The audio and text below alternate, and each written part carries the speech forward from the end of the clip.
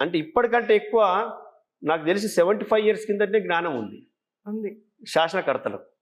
ఎలా ఉందంటే ఆ రోజుల్లో మహనీయులు అంబేద్కర్ గారు న్యాయకోవిదుడు, న్యాయవాదిగా దేశ నిర్మాణం కోసం, రూపురేఖల కోసం, నియమ నిబంధనల కోసం, రెగ్యులేషన్స్ నిర్మించడం కోసం, శాసనాలు నిర్మించడం కోసం, వాటిని పూర్తి స్థాయిలో అర్థం చేసుకోవడం కోసము క్యాబినెట్లో అంబేద్కర్ గారి యొక్క అవసరం ఏర్పడింది లాయర్ కాబట్టి అవును.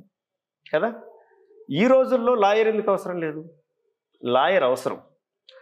లాయర్ చట్టం తెలిసిన వ్యక్తి చట్టసభలో కూర్చొని తీరాల్సిందే అనేది నేను నొక్కి చెప్తున్నటువంటి విషయం. ఎవరి లాయరు? ఒక గ్రాడ్యుయేట్. రైట్. నంబర్ 2, నల్లకోటు తర్వాత తెల్లకోటు దగ్గరకు వచ్చింది. తెల్లకోటు డాక్టర్స్, ఒక మెడికల్ ప్రాక్టీషనర్ నుంచి మొదలుకుంటే ఒక మెడికల్ ప్రొఫెసర్ వరకు అందరికి కూడా ఒక తెల్లకోట కాన్స్టిట్యూన్సీ ఉండాలి.